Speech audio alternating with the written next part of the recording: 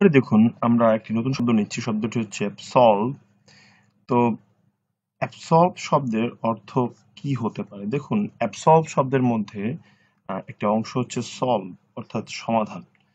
তো এই সমাধান সাথে শব্দটির সাথে আপনি কিন্তু বা সলভ শব্দটির সাথে অ্যাডজাস্ট করে আপনি খুব সহজে এই অ্যাবসলভ শব্দটিকে মনে রাখার চেষ্টা করতে পারেন। কারণ যখন কোনো সমস্যা সলভ হয়ে যায় বা সমাধান হয়ে যায়, তখন কি হয়? আমরা অনেক ভুল বোঝাবুঝি থেকে মুক্তি পেয়ে যাই। বা বলতে পারেন ইন এ সেন্স আমরা আম হয়তো কাউকে দোষী সাব্যস্ত করছি, কিন্তু আল্টিমেটলি প্রমাণিত হচ্ছে যে সে দোষী না। অর্থাৎ কাউকে আমরা দোষমুক্ত বলে ঘোষণা করতে পারি। বা দোষমুক্ত বলে কাউকে স্বীকার করে নেওয়া, বা আমরা এটাও বলতে পারি যে আমরা কোনো ব্যক্তিকে হয়তো পাপী মনে করেছিলাম বা সে কোনো কুকর্ম করেছে, সেই দোষ থেকে তাকে মুক্তি দেওয়া বা তাকে সেই পাপ থেকে মুক্তি দেওয়া হয়েছে এরকম মনে করতে পারি। মূলত এই অ্যাবসলভ শব্দের অর্থতে এই বিষয়গুলি সম্পর্কিত। অর্থাৎ অ্যাবসলভ শব্দের অর্থ হচ্ছে মেইনলি কাউকে দোষমুক্ত করে দেওয়া বা দোষমুক্ত হওয়া, বা কাউকে পাপ মুক্ত করে দেওয়া, বা কাউকে কোনো দোষ থেকে বা কুৎসা থেকে অ্যাকচুয়ালি মুক্তি প্রদান করা। এবারে দেখুন আরেকটি শব্দ নিলাম, সেটি হচ্ছে কি অ্যাবস্ট্রাক্ট, অর্থাৎ অ্যাবস্ট্রাক্ট।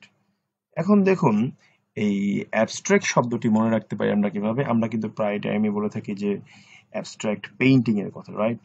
যে যেখানে হচ্ছে কোনো কিছুকে একটু থিমেটিক্যালি প্রেজেন্ট করা হয় বা বিমূর্ত আকারে প্রেজেন্ট করা হয়। অর্থাৎ কোনো কিছুকে আপনার ডিরেক্ট প্রেজেন্টেশনে না গিয়ে ইনডিরেক্ট একটা ভাবমূর্তি উপস্থাপন করার মাধ্যমে কোনো কিছুকে প্রেজেন্ট করা হয়। তো মূলত এই অ্যাবস্ট্রাক্ট পেইন্টিং থেকে আপনি খুব সহজেই কিন্তু অ্যাবস্ট্রাক্ট শব্দের অর্থ মনে রাখতে পারেন। অর্থাৎ যার মিনিং হচ্ছে মূর্ত নয় বা সরাসরি বলা হয়নি এরকম কিছু, যেখানে বিমূর্ত কিছু কোনো কিছুকে প্রতিকায়িত করা হয়েছে।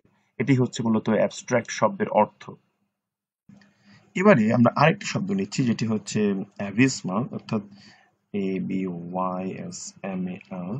তো দেখুন, এই শব্দটির মূল অর্থ হচ্ছে চরম হতাশাব্যঞ্জক, বা বলতে পারেন দুর্দশা পীড়িত, এরকম কোনো কিছুকে বোঝানো হয়ে থাকে।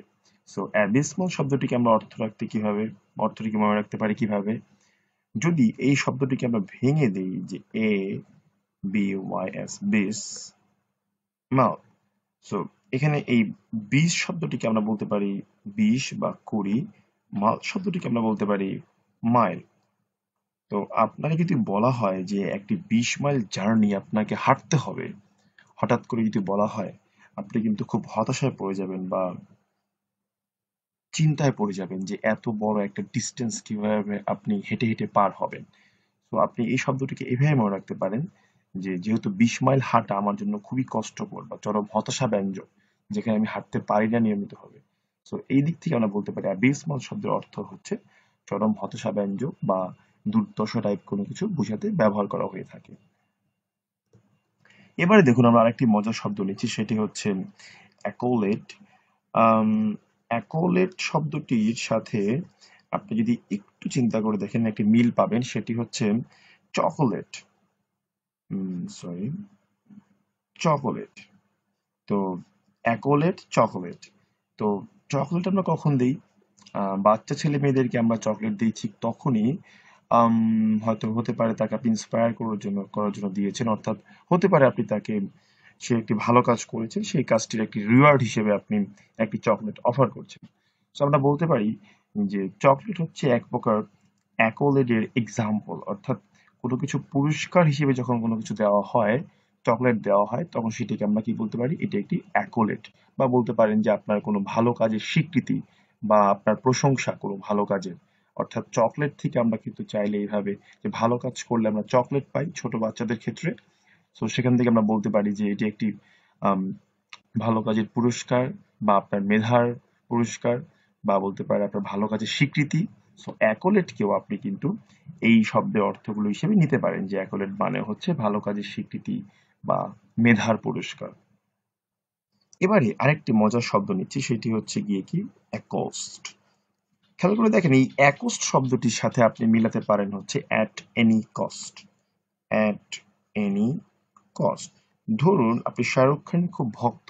সো আপনি যদি দেখেন যে আপনার সামনে শাহরুখ খান আছে, যেটা হতে পারে সেটা হচ্ছে যে আপনি যে কোনো মূল্যে, অর্থাৎ অ্যাট এনি কস্ট তার সাথে আপনি কথা বলতে চাইবেন, উনি যদি ইন্টারেস্টেড নাও হয়, আপনি হয়তো তারপরেও অ্যাটেম্প্ট করতে পারেন যে না, আমি তার সাথে কথা বলতে চাচ্ছি।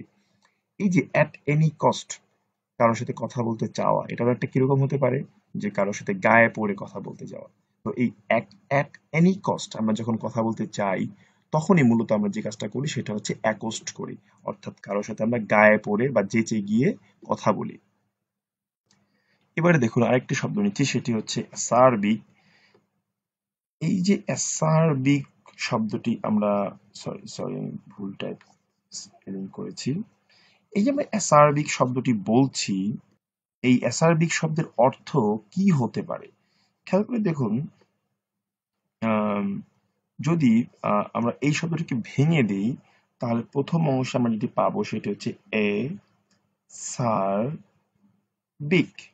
তো এই সারকে আমরা যদি SIR সার ভাবি, আর বিগকে আমরা যদি বিগ ভাবি, তো এই যে বড় বড় স্যাররা কথা বলেন, উম, ওনাদের কথা কিন্তু সাধারণভাবে আমাদের শুনতে ভালো লাগে না। এই যে ওনাদের কথাটা শুনতে ভালো লাগে না, এর কারণটা কি?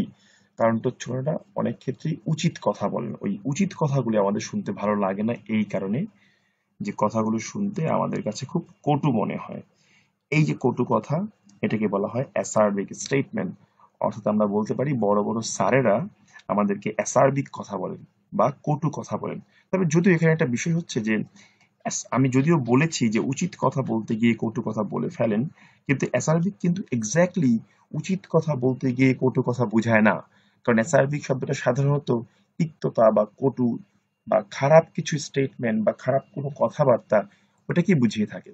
সো আপনি যদিও স্যাররা, বড় বড় স্যারেরা অ্যাসারবিক কথা বলে, অর্থাৎ তিক্ত বা কটু কথা বলে, ওই ক্ষেত্রে ওটা পজিটিভ মিনিং দিলেও অ্যাসারবিকের ক্ষেত্রে তিক্ত বা কটু কথা অর্থটা কিন্তু আমরা সাধারণত নেগেটিভ ভাবেই নিব।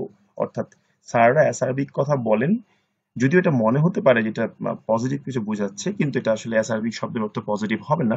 অ্যাসারবিক মানে তিক্ত বা কটু কোনো কথা বা স্টেটমেন্ট, বা কোনো খাবারের স্বাদ যদি খুব ঝাঁঝালো স্বাদযুক্ত হয়ে থাকে বা খুব বেশি টক হয়ে থাকে, সেক্ষেত্রেও কিন্তু in some cases we can say it test সার্বিক। ওকে, থ্যাংক ইউ।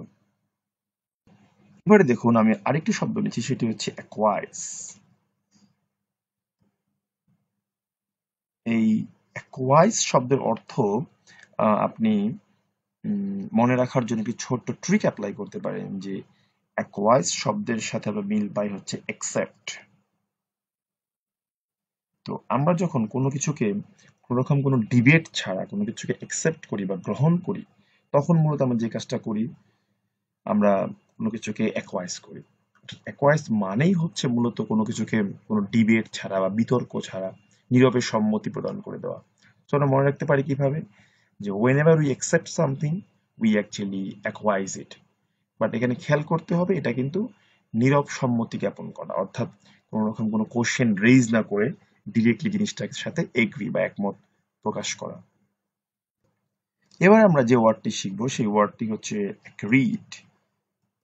খেয়াল করে দেখুন, ACRID, অ্যাগ্রিড। তো অ্যাগ্রিড শব্দের অ্যাকচুয়ালি মিনিংটা হচ্ছে আপনার বলতে পারেন তীব্র ঝাঁঝালো গন্ধ বিশিষ্ট বা স্বাদ বিশিষ্ট কোনো কিছুকে বোঝানো হয়ে থাকে। আপনি চাইলে এটাকে অ্যাসারবিকের সাথে সম্পর্কিত করে মনে রাখতে পারেন, যেটা সাধারণত কটু কটু কথাকে বুঝিয়ে থাকে। তবে এটাকে খুব সহজভাবে মনে রাখার একটা সহজ উপায় হলো, এখান থেকে এই আর কে আপনি বাদ দিয়ে দিবেন। আর কে বাদ দিয়ে দিলে শব্দটা হয়ে যাবে ACID, অ্যাসিড। তো আমরা কিন্তু জানি যে অ্যাসিড কিন্তু তীব্র ঝাঁঝালো স্বাদ বিশিষ্ট বা গন্ধ বিশিষ্ট কোনো একটি জিনিস। সো এখান থেকে বলতে পারেন যে অ্যাসিডের স্বাদ হচ্ছে অ্যাক্রিড, অর্থাৎ তীব্র ঝাঁঝালো গন্ধ বিশিষ্ট বা স্বাদ বিশিষ্ট। এবারে দেখুন, আপনি যে অ্যাক্রিড শব্দটি পড়লেন, এই শব্দটির সাথে সম্পর্কিত আপনি আরেকটি শব্দ নিতে পারেন, সেটি হচ্ছে অ্যাক্রি, ACRIMONIOUS, অ্যাক্রিমোনিয়াস। এবার দেখুন, এটা মাথায় রাখবেন যে অ্যাক্রিড থেকে হচ্ছে অ্যাক্রিমোনিয়াস শব্দের উৎপত্তি। তো অ্যাক্রিমোনিয়াস শব্দের অর্থ জানার পূর্বে আমরা যদি অ্যাক্রিড শব্দের অর্থকে আরেকবার রিমেম্বার করতে পারি বা রিকল করতে পারি, স্মরণ করতে পারি, তাহলে আমরা বুঝতে পারবো যে অ্যাক্রিমোনিয়াস মানে কি। তো আমরা কিন্তু অ্যাক্রিড শব্দটি শিখেছিলাম খুব সহজেই, যে এখান থেকে আমরা হচ্ছে বাদ দেবো গিয়ে কি আমরা আর বাদ দেব, তাহলে কি পাবো? অ্যাসিড। তো অ্যাসিড মানে কি ছিল? তীব্র, ঝাঁঝালো, স্বাদ বিশিষ্ট এরকম কোনো কিছুকে বোঝানো হয়ে থাকে ইন জেনারেল। সো আমরা বলবো যে অ্যাসিড এর টেস্ট হচ্ছে অ্যাক্রিমোনিয়াস। সো অ্যাক্রিমোনিয়াস মানেও কিন্তু হচ্ছে মূলত তীব্র, ঝাঁঝালো গন্ধ বিশিষ্ট বা কটু কথা বিশিষ্ট কোনো কিছুকে অ্যাক্রিমোনিয়াস বলা হয়ে থাকে। That means whenever you say anyone's statement is acrimonious, আপনি বলতে পারেন খুব কটু কথা সম্পন্ন বা কিছুটা আক্রমণাত্মক এরকম বোঝাচ্ছে। কোনো কিছু স্বাদ যদি হয়ে থাকে অ্যাক্রিমোনিয়াস, সেক্ষেত্রে স্বাদটা খুব ঝাঁঝালো বা বলতে পারেন অ্যাসিডিক টেস্ট এরকম বলতে পারেন। এবারে দেখুন একটি মজার শব্দ নিচ্ছি, সেটি হচ্ছে গিয়ে কি সরি অ্যাবস্টিনেন্ট। ওকে, অ্যাবস্টিনেন্ট। এই অ্যাবস্টিনেন্ট শব্দটি আপনি মনে রাখার জন্য এই যে দেখুন অ্যাবস শব্দটি আছে যার সঙ্গে মিলে যায় হচ্ছে অ্যাবসেন্ট। তো আমি যদি বলি যে কেউ যখন কোনো কিছু থেকে অ্যাবসেন্ট হয় তখন সে ওই জিনিসটার প্রতি অ্যাবস্টিনেন্ট হয়ে থাকে। তো অ্যাবসেন্ট মানে কি? অনুপস্থিত হওয়া। তো আপনি যখন কোনো কিছু থেকে অনুপস্থিত হয়ে যাবেন, আপনি কিন্তু কি করছেন? ইউজুয়াল ভাবে ওই জিনিসটাকে অ্যাভয়েড করছেন বা ত্যাগ করে দিচ্ছেন বা স্যাক্রিফাইস করছেন।